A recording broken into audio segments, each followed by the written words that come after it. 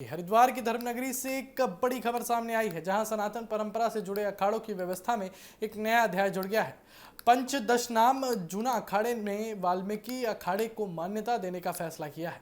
इस फैसले को सामाजिक समरसता और धार्मिक परंपराओं के विस्तार के तौर पर देखा जा रहा है। अखाड़ों की परंपरा भारत की संत परंपरा का एक महत्वपूर्ण हिस्सा रही है।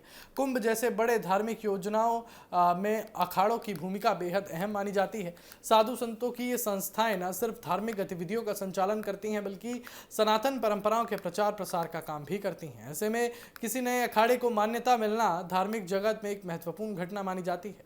बताया जा रहा है कि जूना अखाड़े की ओर से वाल्मीकि अखाड़े को मान्यता देने का उद्देश्य समाज के लोगों को एकजुटता का संदेश देना और अलग अलग वर्गों को धार्मिक परंपरा से जोड़ना और संत समाज में व्यापक भागीदारी को बढ़ावा देना है।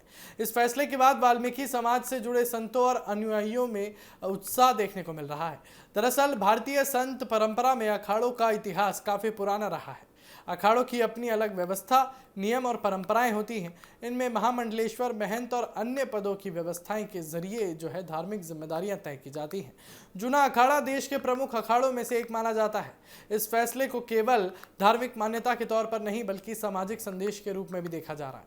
जानकारों का कहना है कि पिछले कुछ वर्षों में अखाड़ों ने अलग अलग समुदायों से जुड़े संतों को आगे बढ़ाने की कोशिश की है। इससे पहले भी जूना अखाड़ा दलित समुदाय से जुड़े संत को महामंडलेश्वर और जगत गुरु की उपाधि देकर चर्चा में रहा था।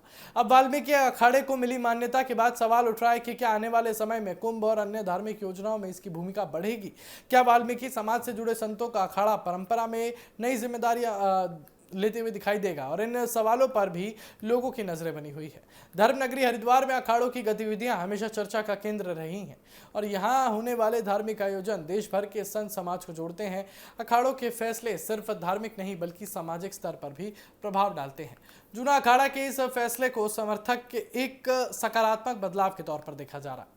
उनका कहना है कि संत परंपरा का मूल उद्देश्य समाज को जोड़ना और आध्यात्मिक मार्ग दिखाना है।